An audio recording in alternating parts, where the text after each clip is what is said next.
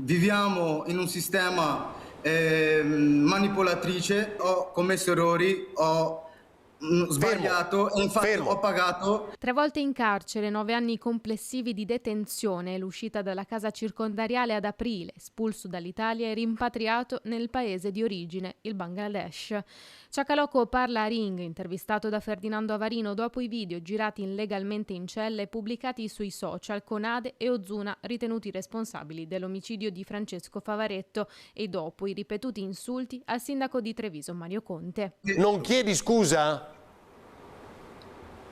Ma perché dovrei chiedere scusa se sto dicendo la verità? No, non è la verità, è quello che pensi, Perché che è dovrei chiedere diverso. scusa se sto dicendo le cose come stanno? No, ma come stanno dal tuo punto di vista? Cioè, è la tua idea. Non sanno neanche di essere là per omicidio.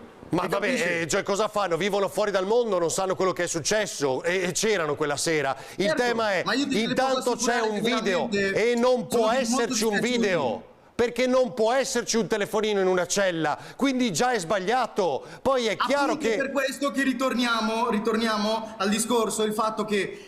È solo colpa tua, lo so. Come dice lui, la galera, il carcere non è un luogo di rieducazione, di pentimento. Nessuna scusa al sindaco, nessun pentimento per le parole espresse. Il mistero di come quel telefono sia entrato in carcere resta. Non risponde nemmeno su questo. Ritengo Treviso la mia casa, perché chiedi scusa al sindaco. Una casa dove sono stato, diciamo, bandito. Una casa dove ho soprattutto ma non è normale commettere reati.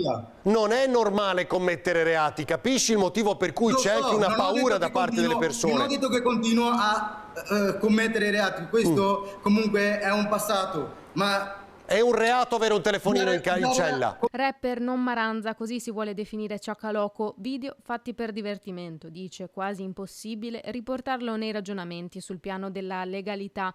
Un dialogo che è ripiegato sul carcere, sulla delinquenza e su come il sistema italiano, dice il sedicente rapper, condurrebbe chi è in difficoltà a commettere reati, pensiero che è sintomo di un vittimismo, un modo di pensare che alcuni di loro possono condividere. Una volta che è un vortice, una volta che entri in quel vortice, fanno in modo che la tua vita sia finita per sempre.